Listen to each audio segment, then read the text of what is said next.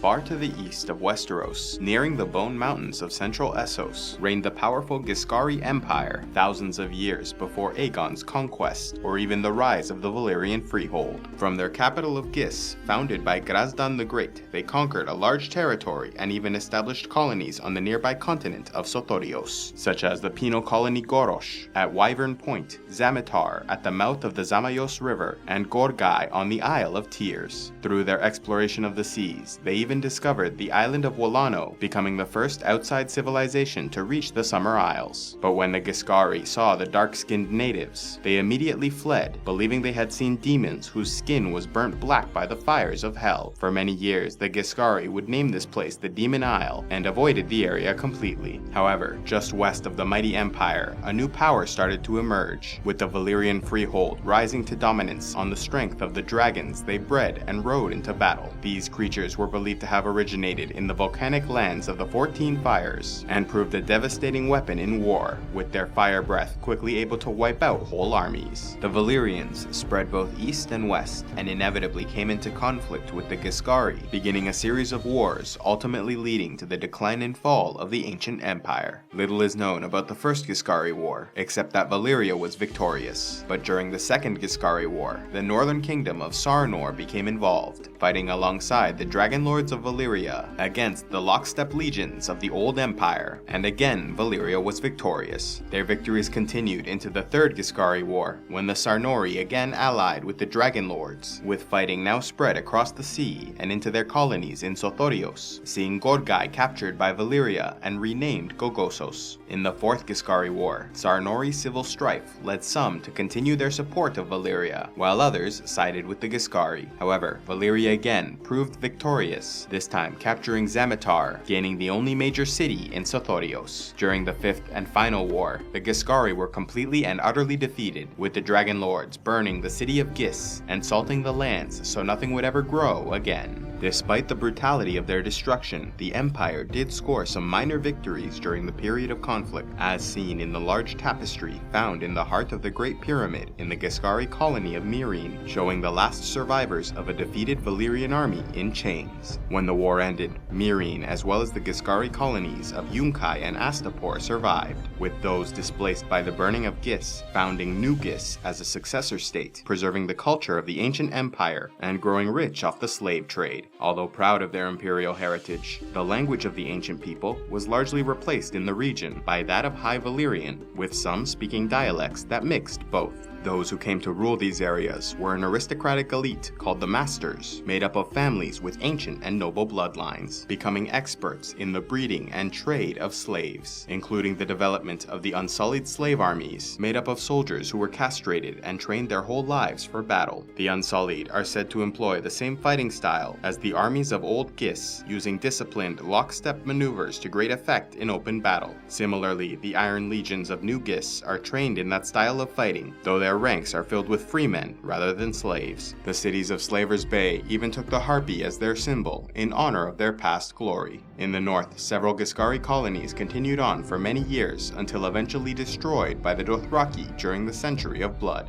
The Ghiscari people themselves and their descendants have dense dark amber skin as well as wiry hair, known to wear it teased, oiled, and twisted into shapes. The richest segment of society, usually involved directly in the slave trade, wear a long, loose, shapeless sheet called a tokar and enjoy rich, flavorful foods such as dog, octopus stew, and duck eggs.